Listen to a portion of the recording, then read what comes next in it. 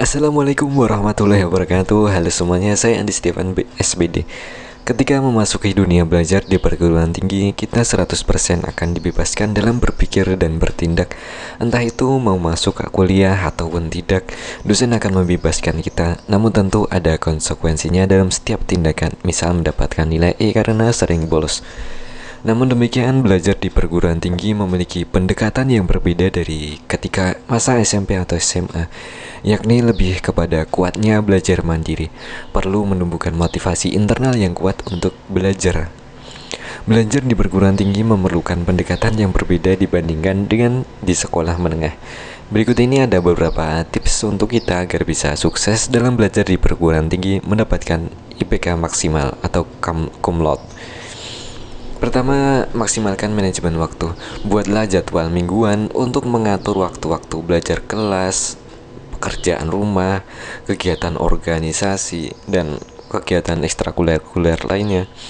Mengapa demikian? Ketika memasuki dunia perguruan tinggi, kita akan sibuk sedemikian rupa dengan berbagai kewajiban belajar mandiri di rumah, beraneka ragam tugas di lapangan, di kelas, sehingga apabila kita tidak disiplin dan membuat jadwal manajemen waktu, niscaya kamu akan keteteran di masa-masa perkuliahan.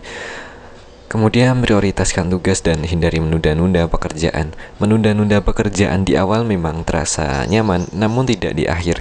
Dengan banyaknya tugas yang kita tunda penyelesaiannya berdasar beberapa pengalaman saya, ini sangat memberatkan badan dan pikiran dalam menyelesaikannya ketika di akhir dikerjakan, karena akan bertumpuk dengan berbagai tugas yang diberikan dosen pada mata kuliah lainnya.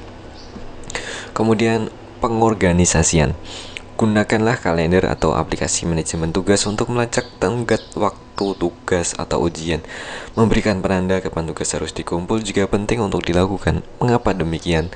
Dalam semester berjalan akan ada banyak tugas. Untuk menghindari lupa dan hal-hal tak terduga lainnya, usahakan untuk selalu mencatat penanda hal-hal penting yang berkaitan dengan kuliah, entah itu tanggal penyelesaian tugas, tanggal UAS, untuk persiapan belajar, dan hal penting lainnya.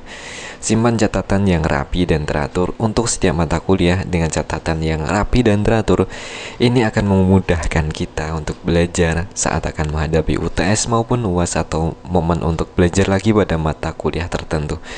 Jadi jangan bosan-bosan untuk mencatat. Gunakanlah berbagai pulpen berwarna menarik untuk menambah kesan menarik saat kita belajar atau mengulang lagi.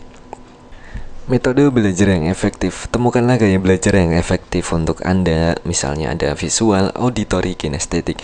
Dengan memahami apa gaya belajar Anda, entah itu visual, auditori, atau kinestetik, akan memudahkan Anda belajar. Misalnya bila Anda kuat di visual, carilah media belajar buku yang menarik, catatlah hal-hal penting dengan beraneka ragam warna yang bagus agar belajar menjadi menyenangkan. Kemudian carilah berbagai referensi untuk bisa menguatkan pemahaman tentang mata kuliah yang sedang Anda tempuh di waktu tersebut. Kemudian gunakan teknik belajar seperti survei, question, read, recite, review, atau metode Cornell untuk mencatat, atau metode mind map untuk mencatat juga bagus. Kemudian aktif di kelas. Hadirilah setiap kelas dan ikut serta dalam diskusi. Jangan ragu untuk bertanya jika ada yang tidak dipahami. Dengan semakin aktif di kelas akan menambah nilai keaktifan dan bisa mendongkrak nilai akhir perkuliahan sehingga bisa mendapatkan nilai A. Selanjutnya, membentuk kelompok belajar. Bergabunglah dengan teman sekelas untuk membentuk kelompok belajar. Diskusi kelompok dapat membantu memperdalam pemahaman materi dan bisa meningkatkan pemahaman materi juga. Tentang sumber daya kampus, manfaatkanlah sumber daya yang disediakan oleh perguruan tinggi seperti perpustakaan, pusat penulisan, atau hal-hal lainnya. Ikutilah workshop atau seminar yang ditawarkan oleh kampus.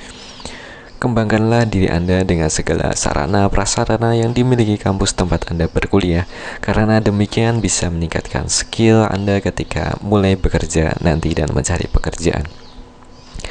Selanjutnya, keseimbangan hidup. Jaga keseimbangan antara belajar dan waktu istirahat. Tidur yang cukup, olahraga yang teratur, dan makan makanan yang bergizi sangat penting. Jangan lupakan waktu untuk relaksasi dan aktivitas sosial. Usahakan untuk bisa berolahraga teratur, minimal jalan kaki kalau benar-benar sibuk, agar tidak terkena asam lambung atau penyakit lainnya. Jadi perlu seimbang antara kehidupan akademik dan kehidupan pribadi. Selanjutnya, evaluasi diri. Secara rutin, evaluasilah kemajuan Anda dan identifikasi area yang perlu ditingkatkan, apa yang masih ragu, apa yang masih kurang, dan lain sebagainya. Jangan ragu untuk mencari bantuan jika mengalami kesulitan dari dosen pembimbing akademik atau teman di kelas atau konselor yang ada di kampus.